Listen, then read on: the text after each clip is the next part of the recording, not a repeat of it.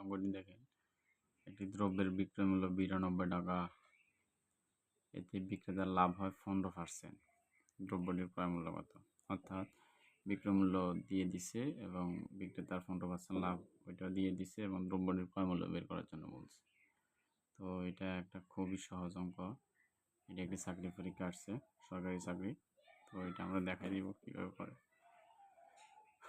দেখেন, যেহেতু ক্রয় মূল্য বের করার জন্য বলছে, তো যেটা বের করার জন্য বলে ওইটা সবসময় শেষে হবে। আর ৯২ টাকা বিক্রয় মূল্য দিয়ে দিছে এবং 15% লাভ হয়েছে বিক্রেতা। আমরা এখানে প্রথমে বিক্রয় মূল্যটা বের করে নিই। 15% লাভে বিক্রয় মূল্য সমান, যেহেতু 15% লাভ হয়েছে, হ্যাঁ, তো ক্রয় মূল্য সবসময় ধরবেন 100 টাকা। ক্রয় মূল্য সবসময় 100 টাকা, যেহেতু 15% লাভ হয়েছে, অর্থাৎ 100 টাকা 15 টাকা লাভ হয়েছে, অর্থাৎ 100 যোগ 15 সমান সমান 115 টাকা। আচ্ছা, এটা হচ্ছে বিক্রয় মূল্য। এটা হচ্ছে কি বিক্রয় মূল্য, আর ক্রয় মূল্য সবসময় 100। আর যেহেতু আমাদের কাছে ক্রয় মূল্য বের করার জন্য বলছে, তাই ক্রয় মূল্য হবে শেষে। তো আমরা ফার্স্টে লিখব বিক্রয় মূল্য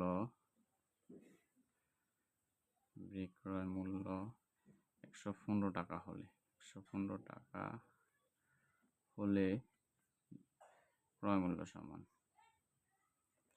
ক্রয় মূল্য সবসময় 100 টাকা ধরবেন, 100 টাকা। যেহেতু ক্রয় মূল্য বের করার জন্য বলছে, ক্রয় মূল্য শেষে হবে।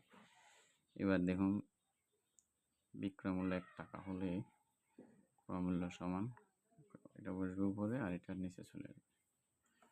এরপরে বিক্রয় মূল্য দিয়ে দিচ্ছি ৯২ টাকা, সুতরাং বিক্রয় মূল্য ৯২ টাকা হলে এটা উপরে চলে যাবে।